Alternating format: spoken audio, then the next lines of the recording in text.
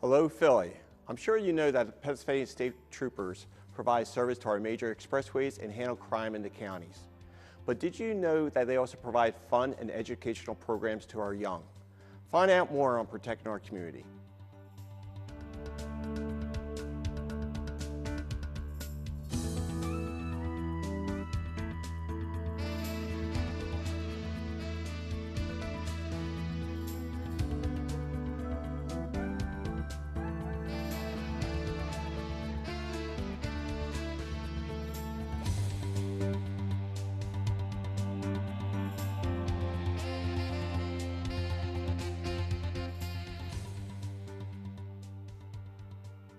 Hello and welcome to Protecting Our Community. I'm your host, Bryan Coyle. Our goal is to improve your quality of living by giving you the knowledge of the agencies and the organizations that are here to protect you and the community. On today's show, we have Trooper Jessica Tobin from the Pennsylvania State Police Troop K. Welcome to the show. Thank you for having me, Corporal Coyle. So how you been? Doing very well, thank you. And thanks for inviting me onto the show. You're quite welcome. So tell me, how long have you been with the state police? I've been with the Pennsylvania State Police for 6 years now. I started out in 2012 as the Liquor Control Enforcement Officer with the State Police. I did that for approximately 2 years. And then in 2014, I came on to be a Pennsylvania State Trooper. And I've worked in Philadelphia for 3 years. And then I also transferred to Media Barracks in Delaware County, where I still am today. And I am now the newly appointed community service officer down there, where I now reside. Oh, congratulations. Thank you. So Troop K, what is the areas of Troop K? So Troop K consists of 3 barracks. We have the Philadelphia Barracks, we have Skipback Barracks, which is in Montgomery County, and then where I am at, Media, that's Delaware County. So there's a total of 3. So on today's show, we're going to be talking about programs that the state police provides for our young. Can you explain some of the programs that you provide? I would love to. So our first program is something I feel passionate about. It's the Troop K Camp Cadet program. So we have 2 camps that we're hosting this year. We have one at Philadelphia at the Girard College location. That camp is going to be held from July 28th through August 2nd. And then we also have another camp that's going to be taking place at Camp Quebec. That's in Montgomery County, and that camp is taking place from August 18th through August 23rd. So what's really cool about this program is the fact that it is a 6-day long residential camp. So what's significant about it, it's specifically for children ages 11 to 14. Mm-hmm. So we like to recruit children that want to be law enforcement, that have a desire to be law enforcement. Now, that doesn't mean that you can't participate if you don't have an interest in it. However, we do instill our state police training. It's not a recreational camp by any means. It is a camp that is specifically for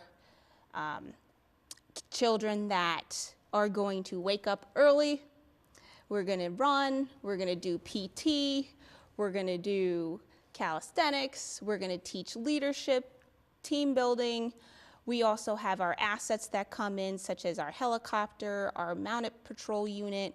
We have our bomb squad. We also work very well with the Philadelphia Police Camp Cadet Explorers program, who team up and partner with us at the Philadelphia camp that provide awesome hands-on training, which is greatly appreciated from our department.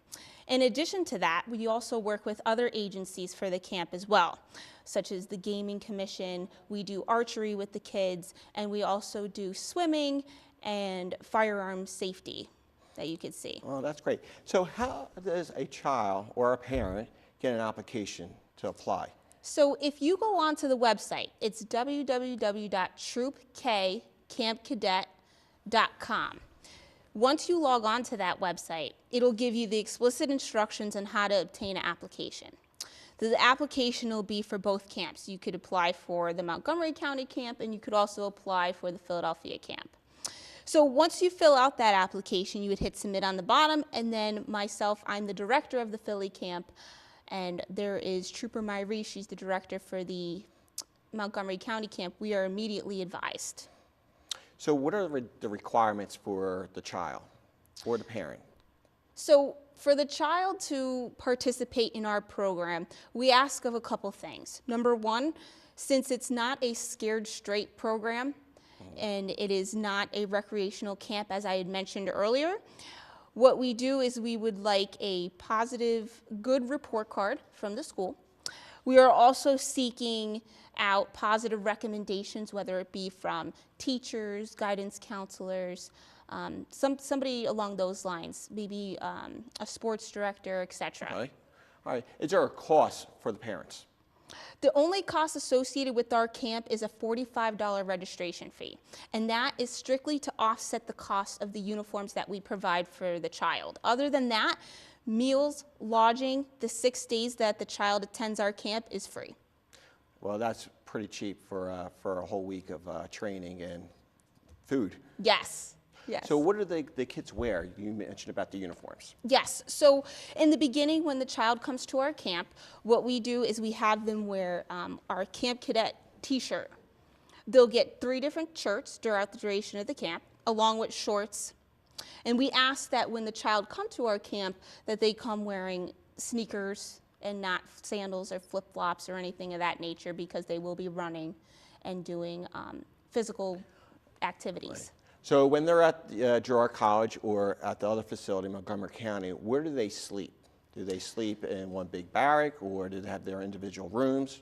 So as far as Girard College goes, that is a dormitory setting. So since we do accept boys and girls, the girls are going to be in a dormitory setting specifically designated to the females, and vice versa for the males, specifically designated for them. So they will be kept separately.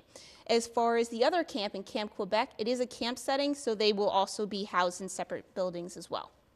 And what kind of meals are provided for the kids? All different types of meals. We don't want to spoil some of the surprise. It's a secret, I see. Yes. How about laundry? Who does their laundry? They do. Do they? Yes. So it teaches them aspects of not only police training, but also some things that the kids could take up and take good habits back home with them. I'm sure that the parents are going to appreciate that type of training. Yes. How about medical needs? If a child has asthma or some other type of illness and they need medication, like who provides the medication or care for that child? So that's a great question. So we do. So what will happen is throughout the application process, when we have all of our needs met and our camps are full, we will then reach out to our parents that are participants for our program and get a complete medical list of all the medications that the child needs. And then the parents are rest assured that they need to bring that to the camp, okay, so we can make sure that we can provide them for the child. So whether it's a once a day or a need-by-need basis, if a child, for example, has asthma, we need to make sure that we have the equipment and then we're ready to respond just in case that child may have an attack. Now, with the physical activities, and some kids are afraid of PT. Mm-hmm. So what kind of conditioning can the kids prepare themselves for? Well, they could run. They could practice doing crunches, push-ups, jumping jacks, any type of cardio-related activity. But just because cardio might not be for everybody, and that is fine, because we don't expect the child to be in tip-top shape. What we want to do is be able to teach team building for the kids. So you don't have to be an all-star runner. You don't have to be have to do 100 push-ups. You don't have to do that. We will help you succeed through this course. We want you to succeed, to be able to make sure that at the end, they have this sense of gratification, knowing that something that seemed impossible was possible at the end. Correct.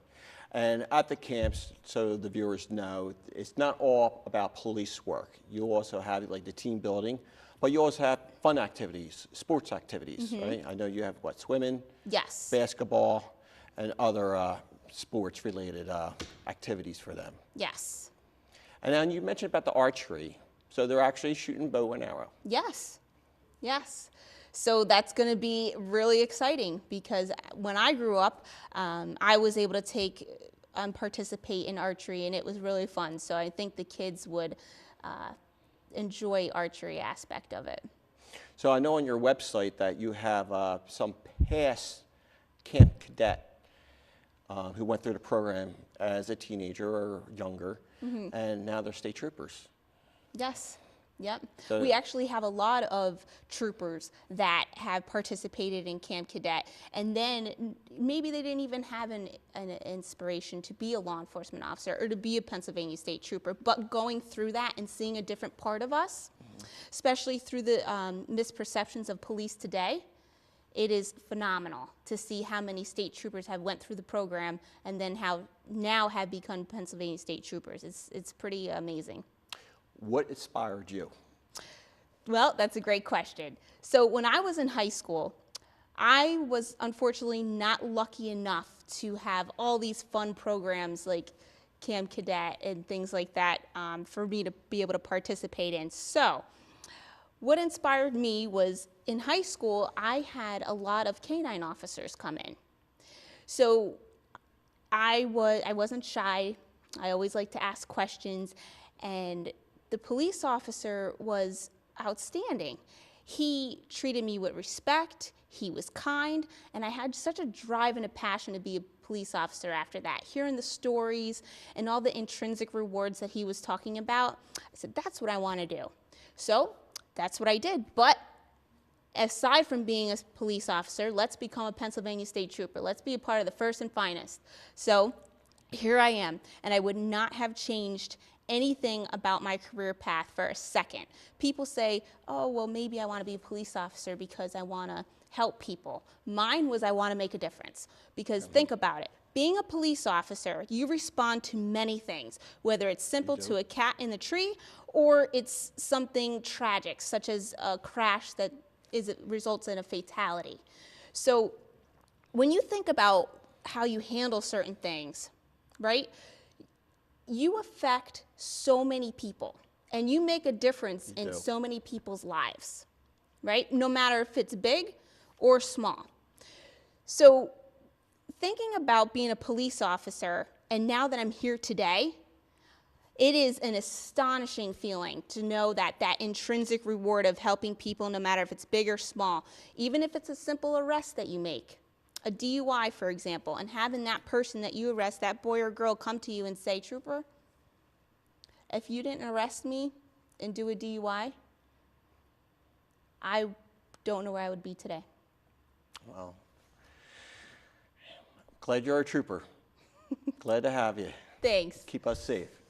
We're going to take a short break, and when we're going to play a video about mock accidents that the Pennsylvania State Police provides to high school.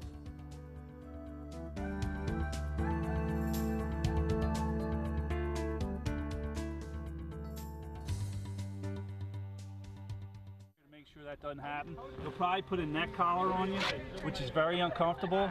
And don't move. Don't help them in any way. And they're very good. They won't drop you, I promise. The driver yelling. Yeah. Is your mic on? Well, we don't tell them what they're coming to see. We tell them that there's a junior prom assembly, because we always do it the week of the junior prom. And what you'll find is they're usually a little chatty and a little high energy when we start. 911, what's your emergency?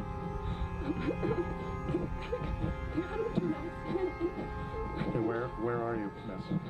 She's not responding. That's her. Seriously, can you hear me? I'm gonna go see what's happening in the other house. Stay here. And then very quickly, as the activity ensues, they get very quiet. What the hell, Sarah? Oh my God. Dispatch, we need the fire department, ambulance, possible fatality. The troopers need to try to figure out what happened. They also have to conduct a preliminary criminal investigation. I want you to come away from the crash. I'm going to run you through some tests. All right, I smell some alcohol. Your body has an involuntary reflex when you're intoxicated. Yeah, stay real still. What happens with a serious crash? You can call their parents. please. Sarah, oh my God. How am I going to explain this to Mom and Dad? Please. You can look in the crowd, and even after the program, the kids are talking. We've had numerous kids where they've actually started to cry.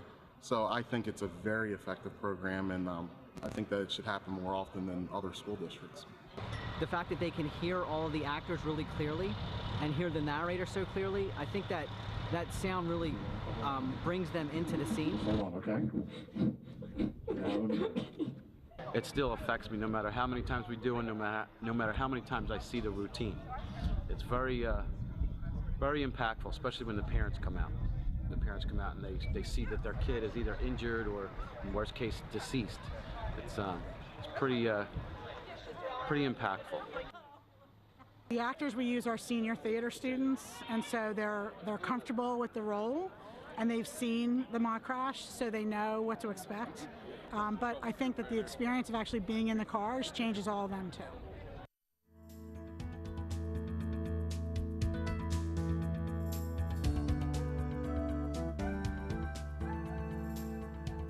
Welcome back to Protecting Our Community. I'm your host, Bryan Coyle. I have Pennsylvania State Trooper Jessica Tobin with us. Thank you again for your service. We just had the video about the mock accidents that the state police provides, and you just had one a week ago, correct? Yes. Can you explain to the viewers about that? Yes, participating in the mock crash scenarios is a fantastic experience, not only for the students involved, but for the staff, the parents, because it's open to everybody. So we just had one at Pencrest High School, and it was an amazing experience. When we do these mock crash scenarios, we base it as true real-life scenario as we possibly can. So with that being said, we get the Pennsylvania State Police. We are a big contributing factor in that. Also, fire department, EMS. We get the medical examiner and or a coroner available on scene. Because when we do these mock crash scenarios, it is typically 2 vehicles involved, okay? Students involved, and one of the operators is under the influence of alcohol. In addition to that, the operator in the other vehicle, as a result of the crash, had died. So we have other agencies such as, like in this particular circumstance, a week ago, we had Upper Providence partake in this event with us as well. So we have it based on as true events as we could possibly can, down to getting, the 911 call, dispatching, going lights and sirens to that incident. We have the actors on scene. And when I say the actors, it's really, really great to see that the drama students at these high schools who want to take up careers in art and what have you, they actually do the makeup for these crash scenarios. Real life makeup, Brian, it's pretty good. It looked real to me. It was very real. All real. the accident scenes I've been on, especially with fatalities, it looked real. Yes, they did a heck of a job as far as making the makeup as real as they can. In addition to that, we also have the acting mom, so to speak. So when we respond to these mock crashes, the mom will be on the sidelines, and one of the involved parties makes that 911 call and also makes a call to the mother. So the mother pretty much arrives on scene almost the same time we do. And, we would have to go through exactly how we would handle a scenario. And we are all mic'd up. It's very nice to know that we try to give step-by-step instructions to our audience on how we do it, walking through the standardized field sobriety testings, going through affecting that arrest for that DUI operator, why we arrested them, and then the mother is ecstatic, how the fire department uses the jaws of life to be able to extricate participants out of the car, right?